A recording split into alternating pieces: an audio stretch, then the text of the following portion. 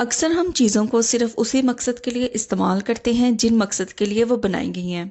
लेकिन अगर हम थोड़ा सा डिफरेंट तरीके से इनको देखें या उनका यूज़ देखें तो हम उनको उनके मेजर यूज़ के अलावा और भी बहुत से तरीक़ों के लिए इस्तेमाल कर सकते हैं। सो आज की वीडियो में ऐसे ही कुछ टिप्स एंड ट्रिक्स मैं आपको बताऊंगी। So welcome back to my channel Misty daily routine. तो चलिए स्टार्ट करते हैं आज की इस वीडियो को।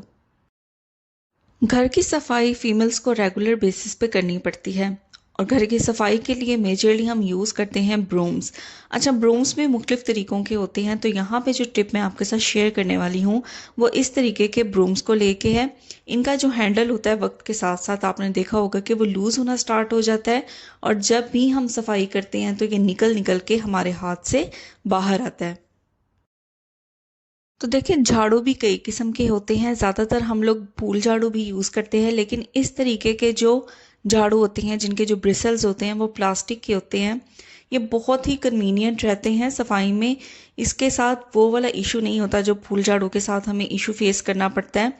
लेकिन ये है कि इसके हैंडल का एक मसला होता है ये कि ये आहिस्ता आहिस्ता लूज़ होना स्टार्ट हो जाता है। तो यहाँ पे सिंपली आपने क्या करना है कि पॉली बैग ले लेना है, यानी शॉपर ले लेना है। उसको अच्छे तरीके से आप कट कर लें।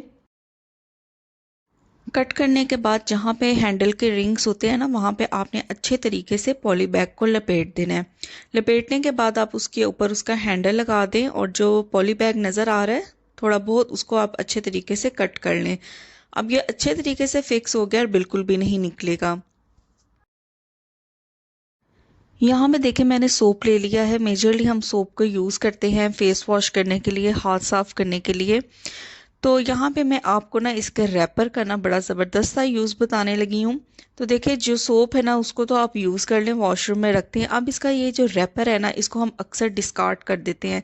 लेकिन आज की वीडियो देखने के बाद मैं उम्मीद करूँगी कि आप इसे कभी भी डिस्कार्ड। तो सोप का जो रैपर होता है ना, उसके अपने अंदर एक बड़ी भीनी भीनी सी खुशबू आती रहती है। बस इसी खुशबू को हमने ज़ाया नहीं होने देना। तो देखें, आप ये रैपर ओपन करेंगे ना तो उसके अंदर मज़ीद इस तरह का कार्डबोर्ड का रैपर होता है और इसके अंदर ना जो सोप की जो स्मेल होती है, जो खुशबू होती है ना, वो बड़े अच्छे तरीके से एब्जॉर्ब हुई होती है। तो यहाँ पे मैं क्या करूँगी, इस कार्डबोर्ड के ना छोटे छोटे से मैं पीसेस कर लूँगी। आप जितने इसके पीसेस करने चाहते हैं आप उतने कर सकते हैं। तो मैं 6 to 8 इसके ना छोटे छोटे पीसेस कर लूँगी।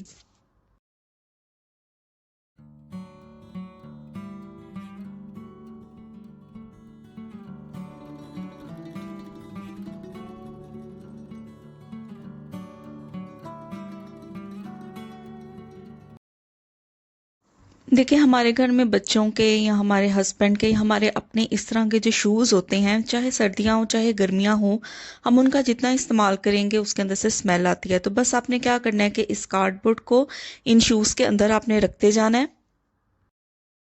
तो देखें, जो कार्डबोर्ड होता है ना उसके अंदर ये एबिलिटी होती है कि वो मॉइस्चर को, नमी को, स्मेल को बड़े अच्छे तरीके से अपने अंदर एब्जॉर्ब कर लेता है। और दूसरा ये कि इस कार्डबोर्ड के ऊपर थोड़ी सी खुशबू भी होगी जिससे बड़ी अच्छी अच्छी और भीनी भीनी खुशबू भी आती रहेगी। आप इस कार्डबोर्ड को शूज़ के अलावा शूज़ वाली कबर्ड में भी यूज़ कर सकते हैं। इसके अलावा अपने कपड़ों वाली अलमारी में भी इस्तेमाल कर सकते हैं। तो ये बहुत ही बेनिफिशियल है। तो देखिए, पति का जिक्र जब भी हमारे सामने आता है तो पहली चीज़ हमारे जहन में चाय ही आती है। लेकिन जैसा कि वीडियो के स्टार्ट में मैंने आपको बताया कि थोड़ा सा डिफरेंट तरीके से अगर हम सोचें तो इन चीज़ों का और भी इस्तेमाल निकल सकता है। तो देखिए, सबसे पहले आपने क्या करना है कि यहाँ पे मैंने ले ली है चाय पत्ती। आपके घर में जो भी चाय पत्ती इस्तेमाल होती है आपने उसी का यूज़ करना है। यहाँ पे जो रेमेडी मैं आपको बताने जा रही हूँ वो बहुत ही बेनिफिशियल है ऐसे लोगों के लिए जिनको लूज मोशन या डायरिया की प्रॉब्लम हो। तो डायरिया और लूज मोशन के अंदर जो चाय पत्ती होती है ना, वो बहुत ही बेनिफिशियल साबित होती है। तो लूज मोशन और डायरिया के लिए आपने इसे किस तरह इस्तेमाल करना है, सबसे पहले ले लेना है आपने खाने वाला चम्मच और खाने वाले चम्मच का तकरीबन 1/4 हिस्सा आपने इस्तेमाल करना है। अब इसको इस्तेमाल किस तरह करना है कि आपने 1/4 हिस्सा खाने वाले चम्मच का पत्ती ले लेनी है और उसको अच्छे तरीके से आपने चुबाना है और चुबाने के बाद आप उसे आधा गिलास या 1 गिलास पानी उसके ऊपर से पी लें। अब यहाँ पे आपने एक चीज़ का ख्याल रखना है कि जो छोटे बच्चे हैं उनके ऊपर आपने ये रेमेडी नहीं फॉलो करनी। जो बड़ी उम्र के लोग हैं वो इसको यूज़ कर सकते हैं। तो जो पत्ती होती है ना वो खुश्क होती है, इसलिए इसके अंदर ये बड़ी अच्छी एबिलिटी होती है कि वो लूज़ मोशन और डायरिया की जो प्रॉब्लम है ना उसमें बहुत ज़्यादा बेनिफिशियल साबित हो। तो इस तरीके को आप ज़रूर फॉलो करके देखिएगा। अक्सर ग्रॉसरी लाते हुए इस तरह के मैश बैग्स के अंदर प्याज लहसुन वगैरह आती हैं, तो प्याज लहसुन वगैरह तो हम यूज़ कर लेते हैं, लेकिन इन मैश बैग्स को हम अक्सर डिस्कार्ड कर देते हैं। तो चलिए देखते हैं कि इसका हम क्या इस्तेमाल कर सकते हैं और किस तरह इसे वेस्ट होने से बचा सकते हैं। तो सबसे पहले ये देखें, ये ऊपर जो इसका टैग लगा था उसको अच्छे तरीके से ताकि ये लूज़ हो जाए और इसका जो साइज़ है ना वो इंक्रीज़ हो जाए। अब देखिए इसको अच्छे तरीके से ना मैं फ़ोल्ड कर लूँगी और फ़ोल्ड करके हम इसको तकरीबन एक दो तह मैं इसकी लगा दूँगी ताकि ये थोड़ा सा हैंडी हो जाए, ताकि जब हम इसे हाथ में पकड़े तो हम इसे अच्छे तरीके से इस्तेमाल कर सकें। तो देखिए इस तरीके से अच्छे तरीके से ना मैश को फ़ोल्ड कर लेना है। अब आपने ले लेना है सुई धागा और जहाँ पे इसका ओपन एंड होगा अच्छे तरीके से सुई और धागे से हमें वहाँ पे इसे स्टिच कर देना है ताकि ये बिल्कुल भी अपनी जगह से हिले ना।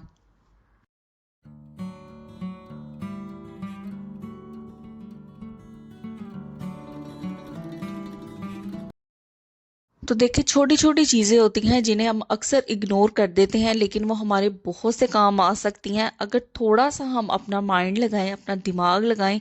तो इस तरीके से हम चीज़ों की भी और पैसों की भी बहुत अच्छे तरीके से सेविंग कर सकते हैं। तो ये देखिए यहाँ पे ओपन एंड था, यहाँ पे जॉइंट था, यहाँ से अच्छे तरीके से मैं इसे सिलाई लगा दूंगी। अब इसका इस्तेमाल हम कहाँ करेंगे वो भी बहुत ही ज़्यादा इंटरेस्टिंग होने वाला है। तो आप देख सकते हैं कि ये बहुत ज़बरदस्त तरीके से फिक्स हो गया। अब ये बिल्कुल भी अपनी जगह से खिसकेगा नहीं।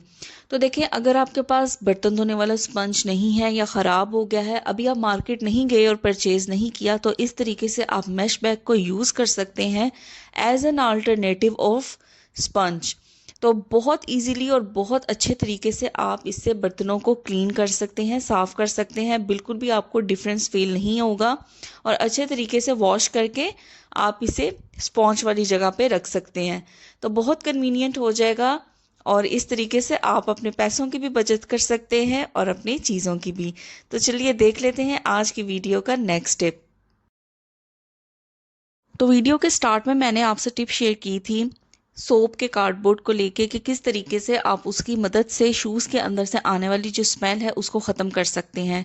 तो यहाँ पे एक और छोटा सा टिप मैं आपको दूंगी जिससे आप ना सिर्फ शूज़ बल्कि शूज़ वाली कबर्ड और अपने कपड़ों वाली अलमारी में से भी स्मेल को ख़त्म कर सकते हैं। तो बहुत ही सिंपल सा टिप है। आपने क्या करना है कि टिश्यू पेपर ले लेना है और जितने भी साइज़ के आपकी कबर्ड है या जितने शूज़ के लिए आप ये बनाना चाहते हैं आपने उतने टिश्यू पेपर इस्तेमाल करने हैं। तो यहाँ पे मैं आपको दिखाने के लिए जस्ट 2 टिश्यू पेपर्स का यूज़ कर रही हूँ। उसके बाद यहाँ पे मैंने पाउडर इसके ऊपर स्प्रिंकल कर दिया है। तो आपके घर में जो भी टेल्कम पाउडर आप यूज़ करते हैं वो आपने इसके अंदर स्प्रिंकल कर देना है और अच्छे तरीके से आपने इसे फोल्ड कर देना है। तो ये देखें बिल्कुल इस तरीके से ना ये पुड़िया सी बन के तैयार हो जाएगी।